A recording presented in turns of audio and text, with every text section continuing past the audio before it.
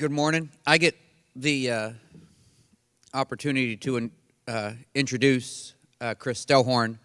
I've known Chris 10 plus years now through going to Tanglewood Christian Camp.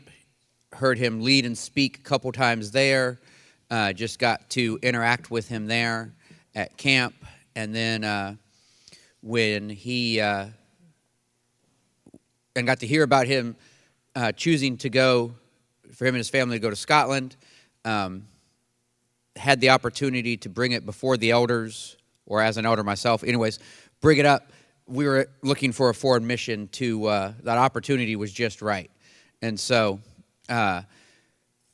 with all the things you see out there on the wall of the missions that we support, as you come in, we all have a connection, or they all have a connection some way, somehow to the church. And we want to try and make it as personal as possible, that we're supporting those that we believe in and that we have a connection with.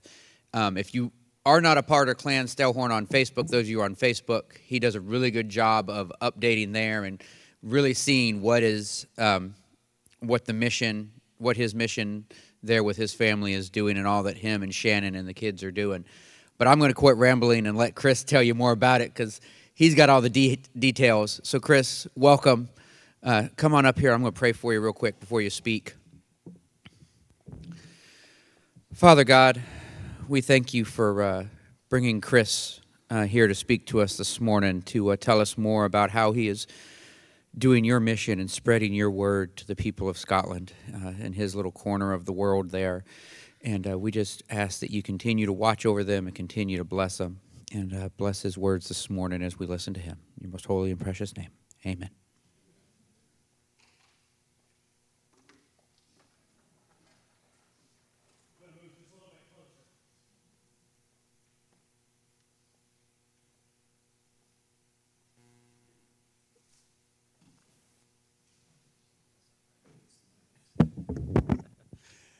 Good morning. As you can tell, I'm wearing the traditional garb of Scotland this morning. Actually, it's been in a box because I don't get to use it too much, so I brought it with me. As is on the screen, there's a QR code you can scan with your smartphone, which takes you to our Facebook page, as Jacob mentioned. And there's all kind of pictures, and I try to share stories and just bits and stuff about what's happening there, prayer requests and stuff about the family. So that's all there. And so there's the family right now. That's the most recent picture I think I have. Evelyn's here with me.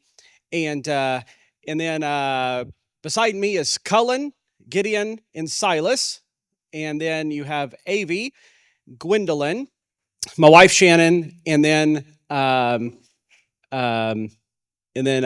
she's, hold on, I can't see her. And then she should be holding the baby there. So that's the whole family here. Annalise was born last year, and she's been struggling quite a bit. She has a severe allergy, and she's allergic to all foods. So she's been quite a bit of a handful to take care of and to manage, and we're still searching for answers there. She's seeing a doctor via video out of Hawaii and London to try to get help. So that's really, I think, the biggest prayer request that we probably have all together. Of course, one of the questions is have I met Nessie? The answer is yes. We actually got into a fight recently. I won, of course. But bad mouth in Texas or barbecue or something. So we had to set that straight.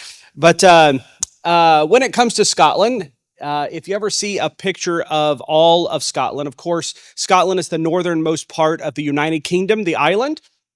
And we mainly do most of our work in what's called Aberdeenshire. And that is you might say the county of Aberdeen, but it'd be more like a state if you compared it to the United States. But it's about the size of Harris County. And I put you up some numbers there. So Jefferson County here, where Beaumont is a little over 1,000 square miles, and Aberdeenshire is about 2,400 square miles, to give you an idea of the range. But population-wise, It's about 260,000, and Jefferson County is about 115,000. Again, it's about roughly about like the entire population of, I think it was all of the population of Texas is, I think, more than the entire population of Scotland, to give an idea. So that's kind of the area. And that green part there is where we live. That's Inverary. But I do work up and down in the purples and the yellows and the pinks and all of our projects there. And I'll see if you remember these statistics. Some of those who are at camp with me may remember as well. But does anybody remember what these percentages are of those who do not know Christ and believe in the basic tenets of Scripture in Scotland?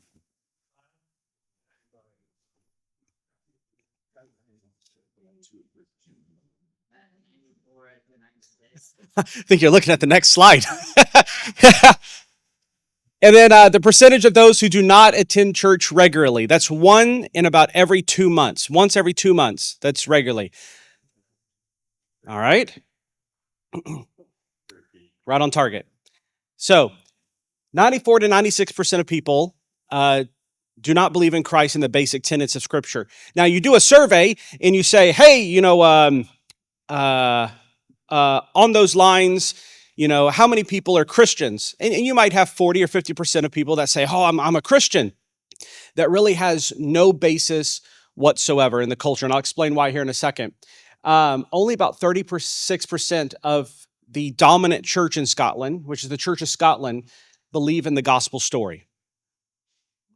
So if that gives you an idea of even those that are within the dominant church in Scotland. So when you say Christian in Scotland, it's basically the same as filling out a category on a sheet. Like you go to the doctor and you say, oh, I'm this race, I'm this gender, and it doesn't even really have anything to do with the general belief in God.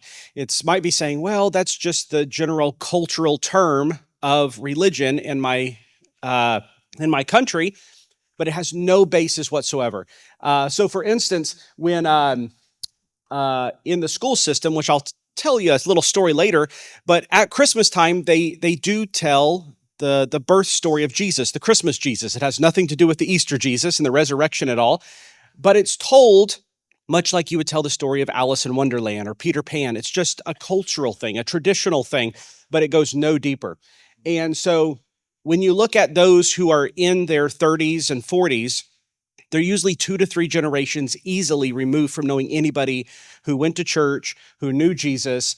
And so there's this big, big gap. And then with each of those generation ranges, there's different levels of ways that you work with them. So those who are more in the 35 to 40s to 50 age range, they might have known a grandparent or somebody who went to church. Definitely not their parents. Their grandma, maybe, if they were on the north coast of Scotland, they may have attended a Sunday school program or something at some point, but it's rare. And you can usually identify if you say, hey, you ever went to Sunday school or you went to church at all? And they're like, yes, they probably went from the north coast because the north coast hung on to Christianity a little bit longer due to a revival that happened in the mid 1800s. So when people normally think of church, it's Church of Scotland. That's it.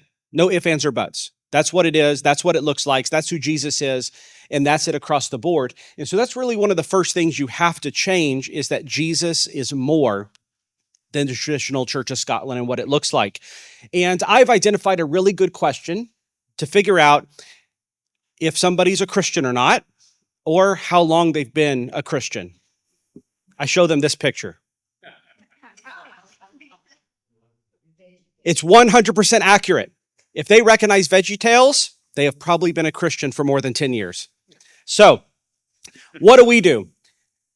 One of the first things we do is because people are so opposed to the term Christian or church, and it gives this bad flavor. They cut you off. They don't want anything to do with you because what they envision is this, especially in that 30 to 50 age range, is there's just this bad cultural taste toward Christianity and the church and this bad history that goes along with it. And a lot of times, sometimes what the traditional church stood for and did, legalism and judgmentalism was really bad within the culture. So much so, if you know much about the history of the Church of Christ and the Christian church and the Restoration movement, one of the things that came forth from that was this idea that everybody should be able to partake of the Lord's Supper. It's open to all Christians. But I'm surprised, and I actually got to see it firsthand, is that this idea that you have to have a special membership card to be able to take the Lord's Supper existed for a long time. And culturally, there was a time that you had to have special tokens, and only those who were higher up in the rich, the powerful, had the special tokens. They sat in the place of honor within the church, and they were able to take the Lord's Supper. And it was the special privilege. And this is one of the reasons the Christian church came forth out of that. Now, I said I got to experience it. One of the Church of Scotland's that I worked with, they were just still coming out of this. And in the church building, on the walls by the church office, there's still these nooks. And in them, there's cards that pull out. That is your card to be able to partake of the Lord's Supper and go to church on Communion Sunday. So to just give you an idea of where things are at. So what we do is instead, we come into the culture and we meet community needs. We try to do things that let people see Jesus in a different way. And we want to reach those who do not know Christ, and we want to equip the church for service. And so this really condenses a lot of what I do. So my wife, Shannon, this is her. This is the P&J. This is the Press and Journal. This was the newspaper in Aberdeen, and she was featured in the newspaper in Aberdeen for some of the work that she's doing. She works with, does anybody recognize the name Brewdog? They're a beer company. They ship to Texas, but they're out of the Aberdeen area. They have some breweries, and my wife went to the brewery in Inverary and spoke to the general managers there and his wife. And out of it, they started kind of this partnership because my wife had this idea about starting a free new mom support group where women could come free of charge, hear people come that were experts on different subjects of pregnancy and medical issues when it comes to raising children, and be able to ask them questions one-on-one, because there's a lot of things that you don't have access to in Scotland. One of those things is if you are breastfeeding and you need help. I think the last statistic is that there was one lady for that whole Aberdeenshire area that works with the National Health Service. So I think the wait time was somewhere between 3 to 6 months to get help. So that's what my wife does. She works with another lady, and they do lactation support with women, where then women can have them come and do it one-on-one. But then they do this support group.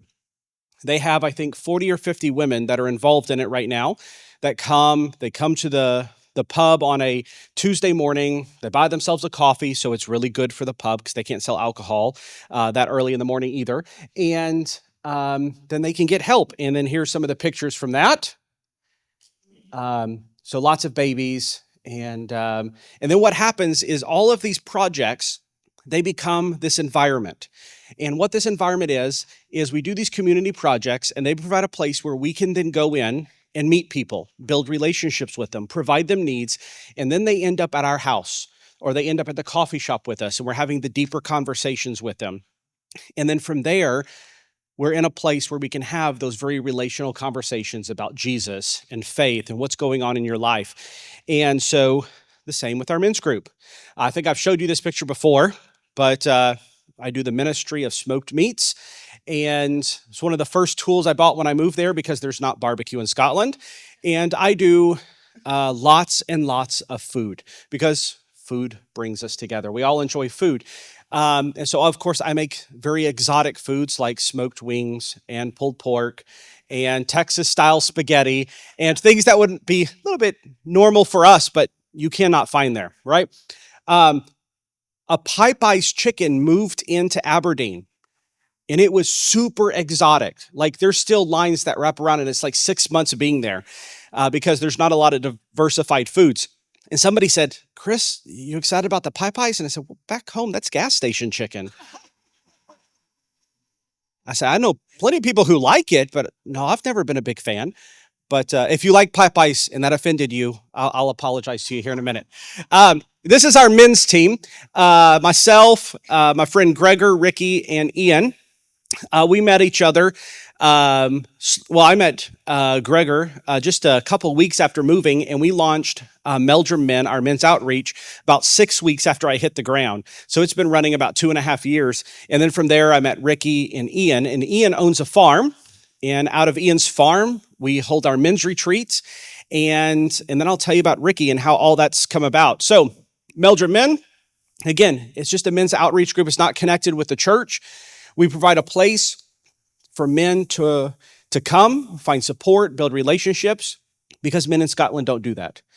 Men don't come together. They don't eat together. They don't do things together. If you have a group of friends, you might go out on a Friday, go to the pub, get a good beer, go down to the next pub, get a cheap beer, end up so drunk that you pass out at home or your friends take you home.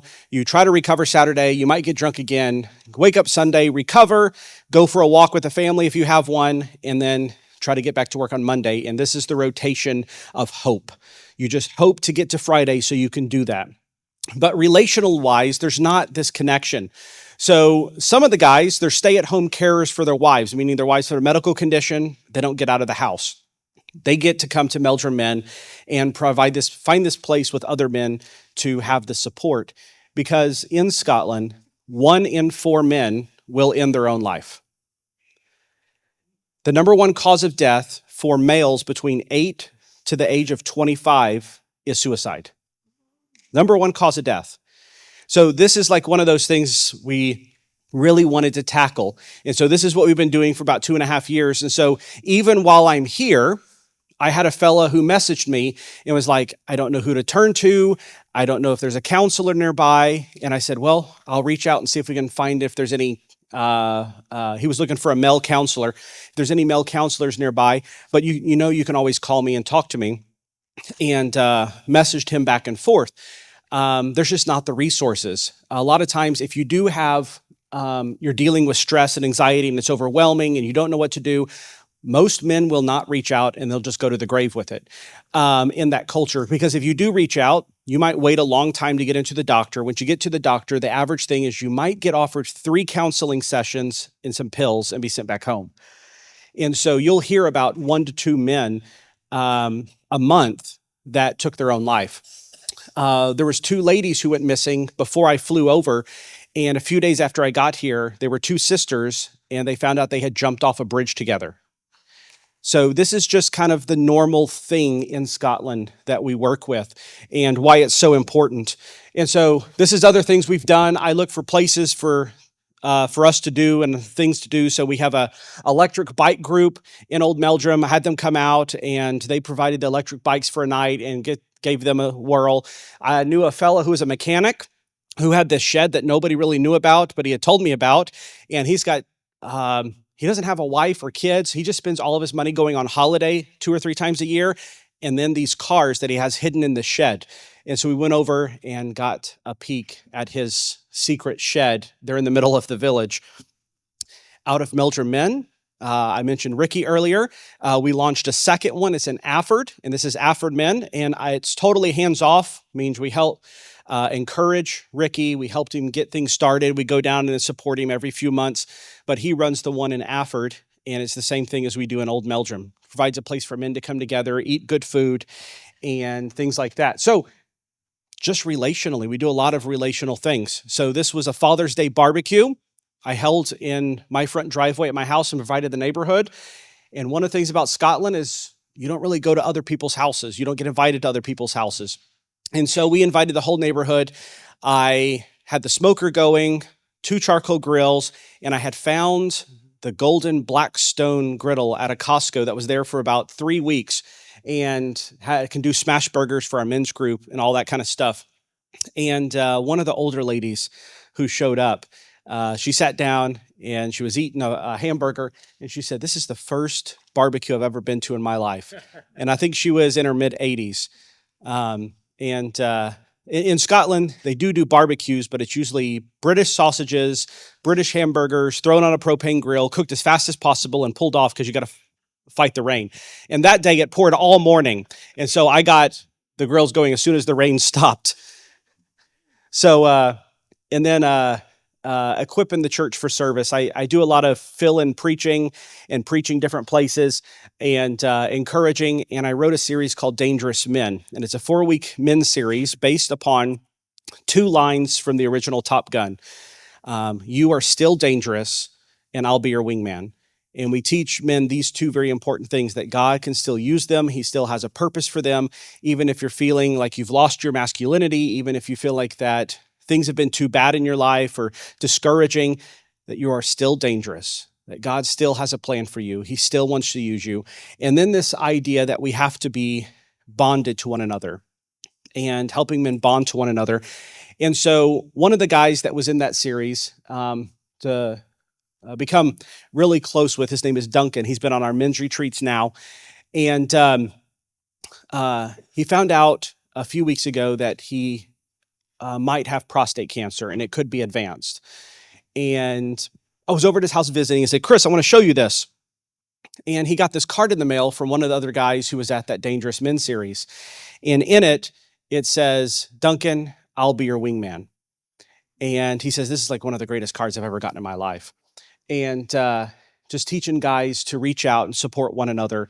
And so continually just doing that and feeding that in and just being present and continually show them what it means to be Jesus.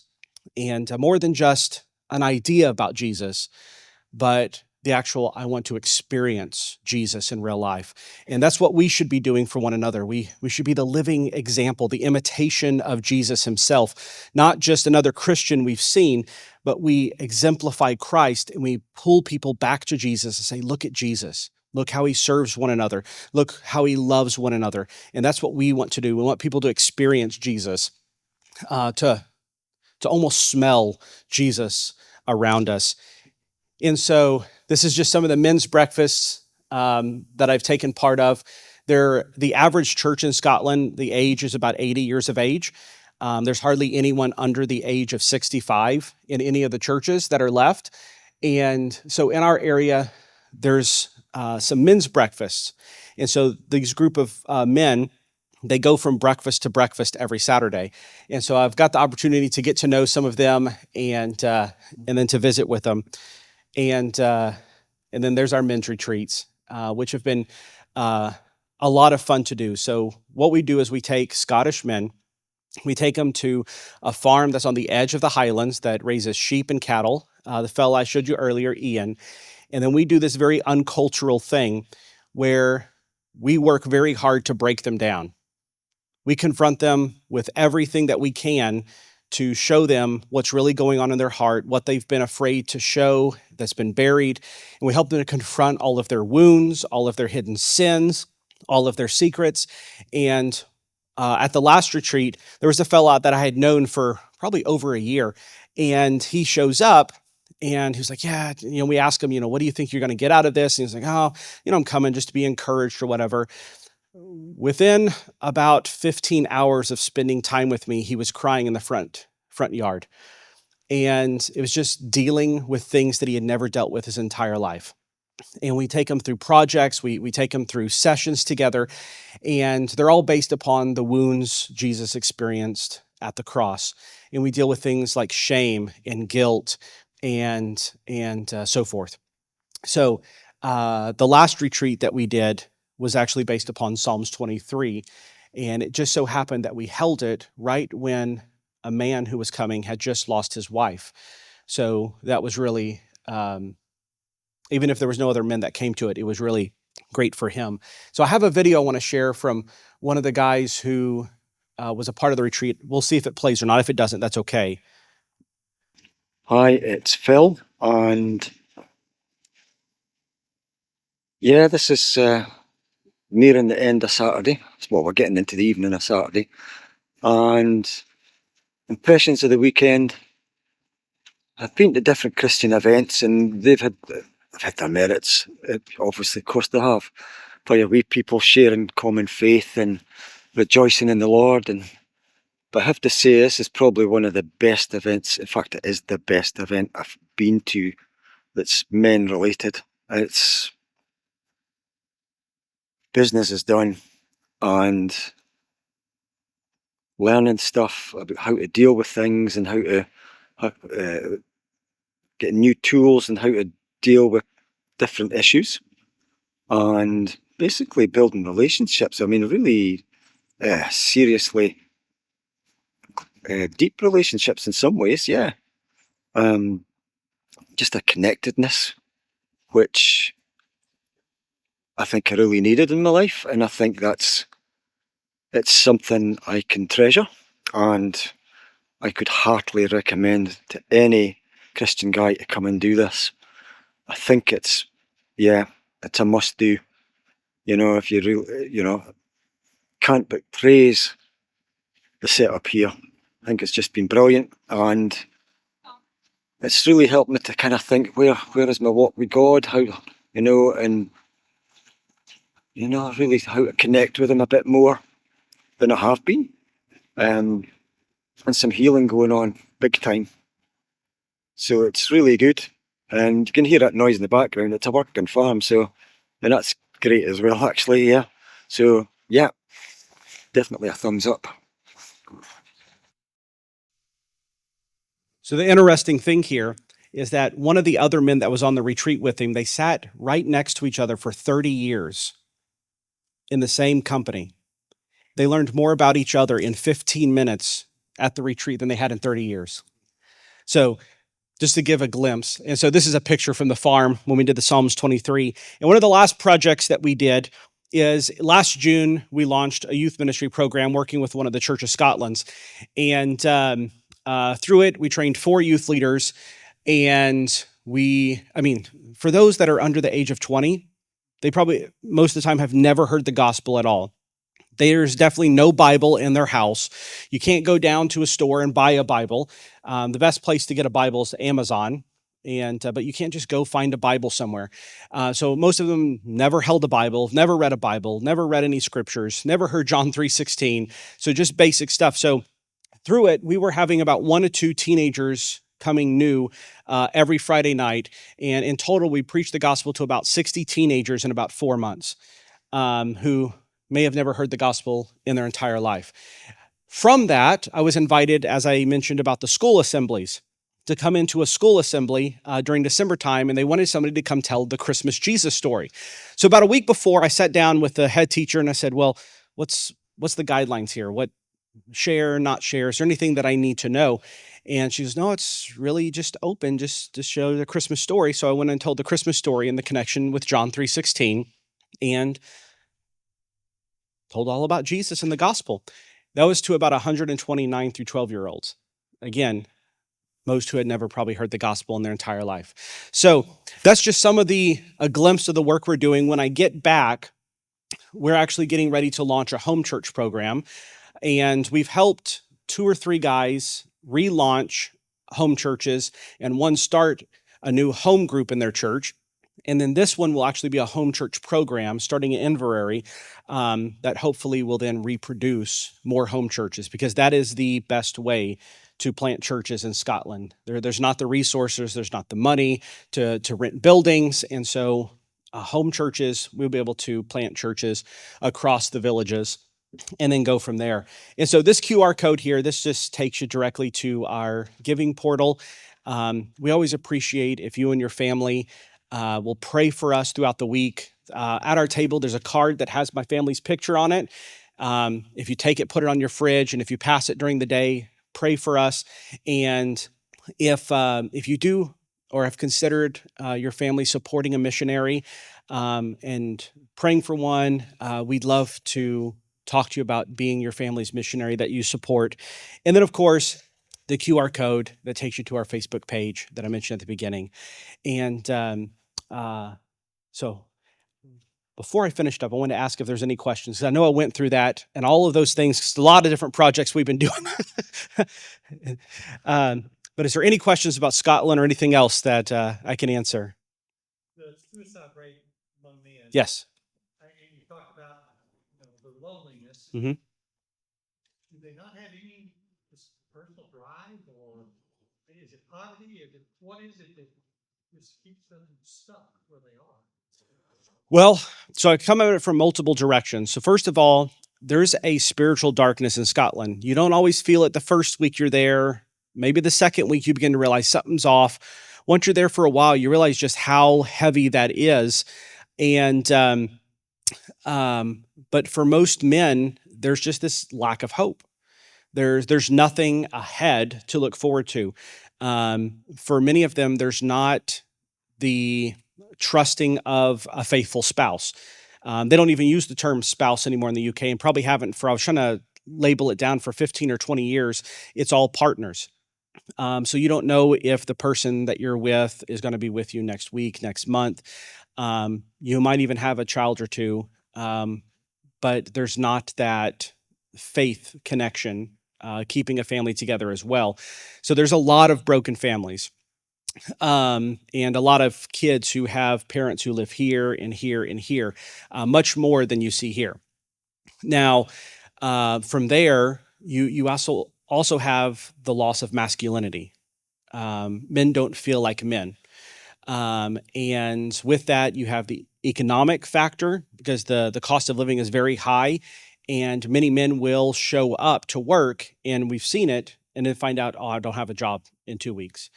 So there's no job security. So everything is very unsecure. Everything's a lot of hopelessness. And then if you are struggling, many men don't have anybody to reach out to. And so there is this, I feel lost, I feel alone. So yeah, it's every factor. And the number one thing that's in the Scottish culture is to self-medicate with alcohol. Alcohol is a part of everything.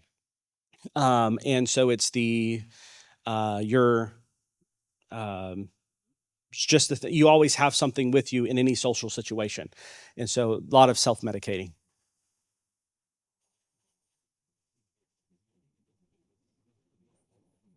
Any other?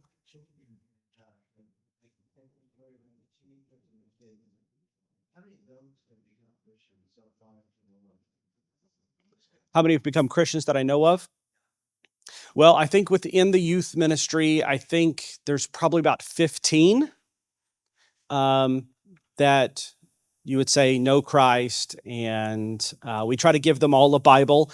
And actually, right before I moved, I stepped away from the youth ministry and turned it back over to the four youth leaders.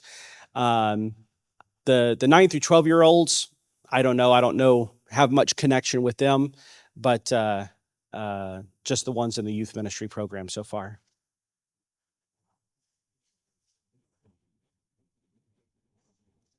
How are your kids acclimating over there? Tell us about life for your kids and on the mission field. So there was the natural process that everybody had to go through, getting used to living there. Gideon, for him, it's just natural now. He has groups of friends. He goes to the school system there. So it's just everyday life for him. He's thinking about going to university there. Silas, he still is homeschooled. He has a couple friends there, and he's the one that's much harder to get used to things, but for him, it's now normal. And one of the ways that I noticed this is that when I was going to fly over here, I didn't hear him say, "Oh, I want to go back," or "That's unfair, I can't go to." So he was fine staying there. And then Evelyn is the only other one that would be really old enough to remember before we moved. And of course, she was for months wanting to come back and visit, specifically to visit her Mimi and to go to Chick-fil-A and Whataburger. So, and the rest of them, it's just normal life. So Evelyn was in the public school system, and she's back being homeschooled now. The short story with that is that she is, with her age group, they were teaching gender dysphoria. And so she came home quoting books that they had been reading there that we didn't agree with, and many other parents that weren't Christians had no idea were being taught either. And so we felt it best to pull her back out. And then the other ones, they go to an outdoor nursery, and a very Scottish thing. So it's up on a hillside, and it actually takes place as an old ancient standing stone that's probably older than Stonehenge. They're outside all day in like 4 layers of clothing. I think during the snow they were building, I think they built a small igloo. They sleep in hammocks and tents out there. So that's what they do. So.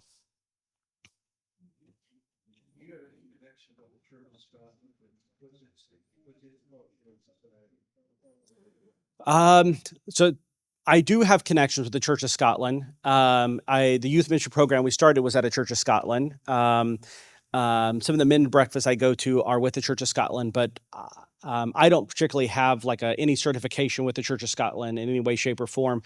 And they're still the most dominant church in the culture. And I think they have some government connection there, but they're so much in a downfall that they're closing about 1 to 2 doors a week, 1 to 2 buildings. So there's just not much power within the culture. It's just, yeah. Tell me about your visa and how all that works and needs there. Sure. Yeah. So our first visa was 3 years, which we entered on May 1st, 2022, which means it should expire May 1st of this year, but there was a dating error on it.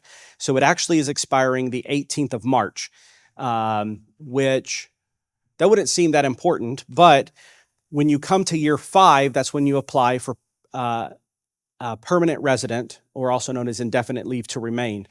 And that takes you off the visa system. You have to take a citizenship test. You're not a citizen, but you're just a resident. You're saying, I'm continuing to work here and live here. But you have to have the full 5 years completely to be able to apply for that. So when we did the visa process, it had, let's say, after about 1.5 years of being here, it was probably going to cost us about $30,000 US for a 3-year visa. Then that went up by about 30%, and then it was going to cost us $30,000 US for a 2-year visa. And we're like, okay, 2-year visa, that's what we need. That's good. Well, then it went up to $36,000 for a 2-year visa.